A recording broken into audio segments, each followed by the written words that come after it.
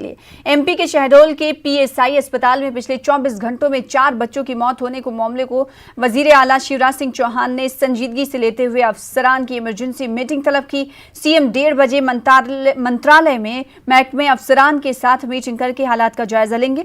वहीं एमपी कांग्रेस ने शहडोल के जिला अस्पताल में हुई बच्चों की मौत के लिए हुकूमत की नाकिस तिब्बी सहूलियात को जिम्मेदार ठहराया है। एमपी कांग्रेस तर्जुमान भूपेंद्र गुप्ता ने शहडोल जिला अस्पताल में 5 बच्चों की मौत नाकिस तिब्बी सहूलियात से होने का इल्जाम लगाया है।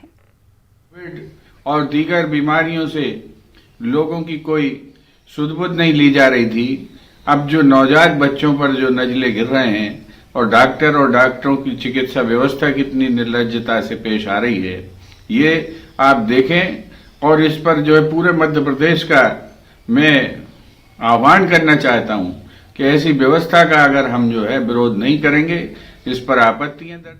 नाकिस तिब्बी सहूलियात के खिलाफ कांग्रेस एक्शन में है, तो वहीं शिवराज सिंह भी इस हवाले से मीटिंग करने वाले हैं। हमारे साथ हमारे नुमाइंदे मेहताब आलम जुड़े हैं। कितने बजे मंत्रालय में मीटिंग होने वाली है और ये मीटिंग कितनी अहम है, क्योंकि कांग्रेस पूरी तरीके से हमलावर दिखाई दे रही है? मेहताब सना बता दें, ये मीटिंग इसलिए भी अहम है क्योंकि एक साथ जो है 24 घंटे में 4 बच्चों की जिला अस्पताल में मौत हुई। इसको लेकर वजीर आला ने महकमा सेहत के अफसरान की 1:30 बजे मंत्रालय में मीटिंग बुलाई है।